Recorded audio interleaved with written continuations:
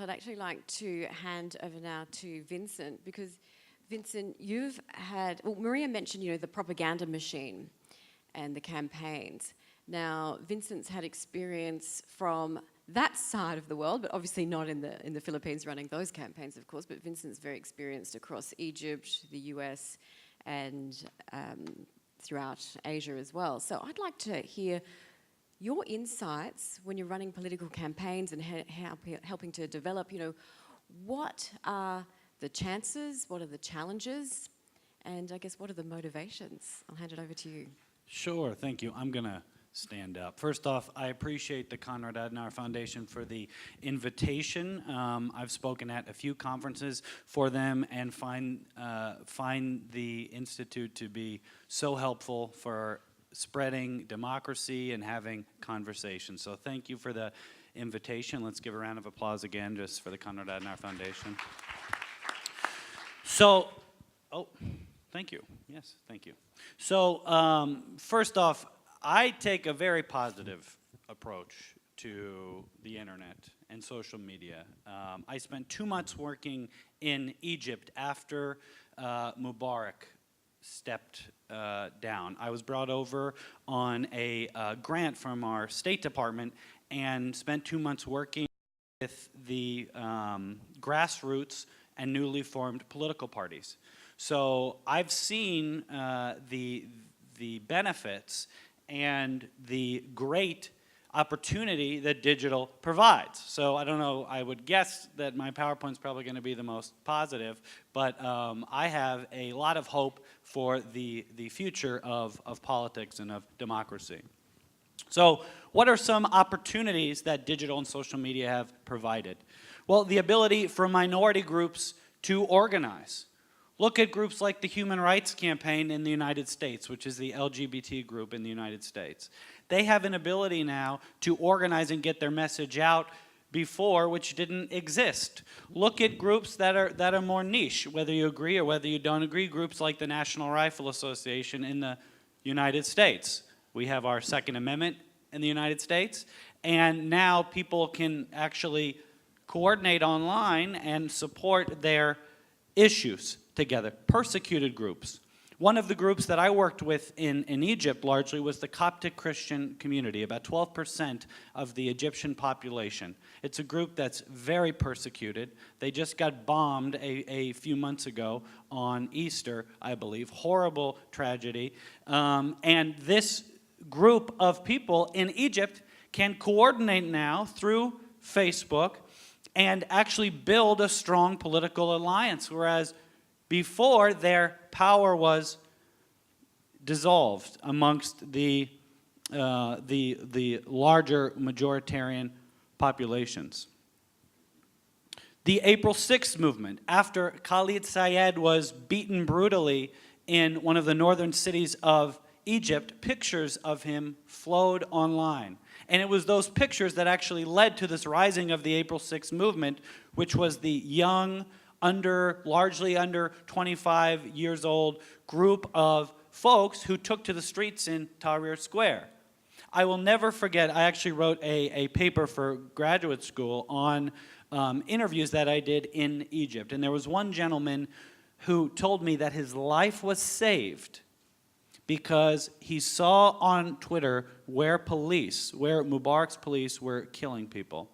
And his life was saved because he was supposed to go home that way, and he went home another way. So I understand sometimes our feelings can get hurt online when people say really mean things, and there are really bad, awful things that are said online. But to me, this is bigger than feelings. To me, this is bigger than personal attacks. To me, the internet spreads democracy. To me, the internet gives democracy. Sharing, okay, we already talked about that. Let me give you 2 other examples. I spent about a month in Cambodia, and I was working with different political parties there. Sam Rainsy, who you all might know, was exiled. He has a wonderful Facebook Live news program that his supporters are running in Cambodia to actually share their side of the news. And this is changing, but up until a couple years ago, authoritarian regimes we're so far behind. These are really old, these are really old people that don't understand what's going on online. Most of them, right? And they let Sam Rainsy wisely, I think, at the time, share his message back into Cambodia. That's really cool. He was exiled, and he's still communicating to people in his country. Aung San Suu Kyi, I will tell you, I have never had a more nerdy experience than when I got to see the back end of Aung San Suu Kyi's Facebook page when I did some work in Burma. It was so cool to me. Her Facebook page, the overwhelming engagement of her Facebook page were people less than 25 years old. Wow, that's democracy. That's new democracy. If she didn't have all these supporters, if somebody wasn't constantly online using the internet like her supporters were, would she have been released? I'm not so certain. I'm not so certain because Western journalists kept talking about it. She's winning awards while she's under house arrest. Does any of that matter? No, power of the people matters. And the internet gives power to the people. It lets them organize. Direct contact with our elected officials. This is a senator from New Jersey who might be running for United States president. Cory Booker is his name. He's a textbook case of being a great elected official on social media. These are just from a few days ago, average people, a lot of them in Jersey, that he's responding to. Do we remember how it was before the internet, y'all? Let's actually think about how it was. Our elected officials lived in faraway capitals that people couldn't get to, average people. They would never talk to them. And average elected officials didn't really give a crap about what they had to say because they know they never have to face them. Well, now online we can shame our elected officials. Online, from a positive end, we can talk to them. We can give them feedback. And some of them listen, like Cory Booker. That's amazing. That's the power of the internet. Money in politics. I worked for U.S. Senator, well, at that time, Texas Solicitor General Ted Cruz in 2012. People said you could never win in Texas if you weren't rich. Well, we raised $3 million through the internet from small dollar donations, and that's how Ted Cruz funded his campaign.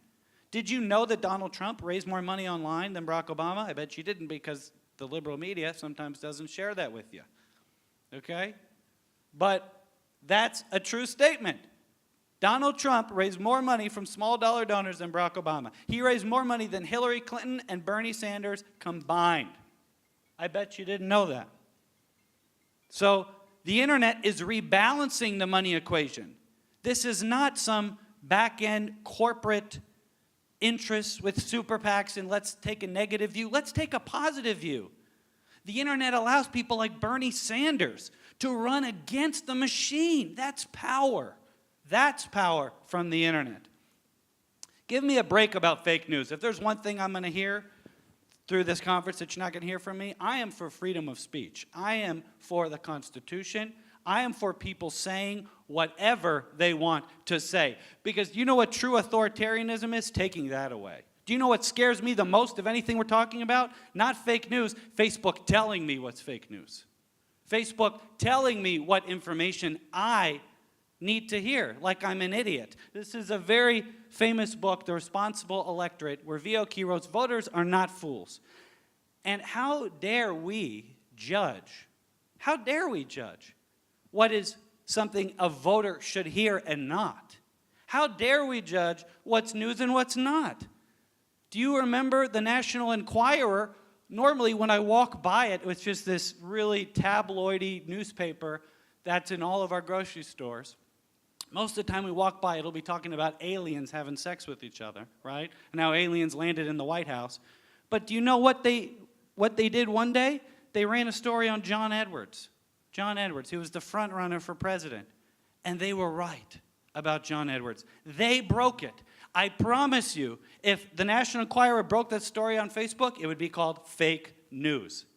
And it was true. How dare we sit and tell voters what is fake and what is real? That's what scares me.